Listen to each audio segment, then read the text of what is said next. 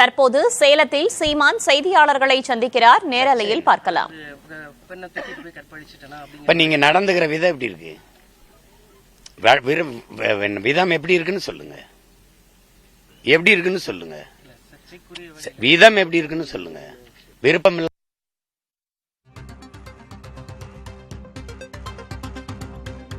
சீமானின் செய்தியாளர் சந்திப்பை பார்த்து வருகிறோம். ஏற்கனவே அது தொடர்பான செய்தியை தான் நாம் பார்த்துக் கொண்டிருந்தோம். தன் மீதான வழக்கில் காவல்துறை இவ்வளவு அவசரம் காட்ட வேண்டிய தேவையில்லை என்று அவர் பேசியிருந்தார். ஒரு பொம்பளை என்ன சொல்றான்னு நீ தெரியாம நீ பாட்டுக்கு போட்டே இருக்க. நான் இந்த இடத்துல அரசியல இவ்வளவு உயரம் இல்லாம என்னை பார்த்து பயமில்லைன்னா விடுவியா? நீ இவ்வளவு பேசுவியா? நான் சாதாரண சினிமா இயக்குனர், திரைப்பட இயக்குனர். எனக்கு மார்க்கெட் இல்ல, ஒன்னும் இல்ல, படம் இல்ல. பேசுவாளா அவ பேசுவாளா நீ பேசுவியா? நான் இருக்கிற உயரம் உனக்கு பயம் கட்டுது. நான் வளர்ந்துருவேன்னு நினைக்கிற, அச்சப்படுற, நடுக்க வருது. அதனால இந்த ஆவுன்னா அந்த பொம்பளை குட்டி வந்து முன்னாடி சண்டை போடுறேன். வீரன்னா நேருக்கு நேர பொண்ணு, பொம்பளைக்கு பின்னாடி போய் நிக்க விடுது. பெரியாரை பத்தி நான் பேசுனா நீ பெரியாரை புகழ்ந்து பேசு. பெரியார் இதெல்லாம் செஞ்சிருக்கான்னு எடுத்து சொல்லி என்னை சரி பண்ணு. அவ தப்பா பேசுறா. பெரியார் பாருங்க இவ்வளவு சாதிச்சிருக்கான்னு சொல்ல ஒண்ணு இல்ல, உனக்கு ஒண்ணு இல்ல. ஆவுன்னா இந்த அவதூறு, இந்த கேவலம், இந்த வாடகை வாயை வச்சு விசாரம் பண்ற ஒரு கூட்டத்தை வச்சிருக்க. அதை வச்சுக்கிட்டு பேச விட்டுக்கிட்டே இருக்கிறது. அவனுக்கு சம்பளம் மாசம். வேற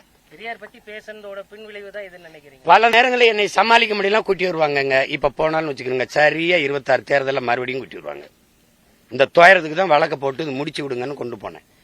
ஆனா அது சரியா வரல. அது உங்களுக்கு தெரியும், உங்களுக்கே தெரியும். அதுல அழுத்தங்கள் திருத்தங்கள்லாம் இருக்குது. அதனாலதான் உச்ச நீதிமன்றம் போயிருக்கு இப்ப வழக்கு.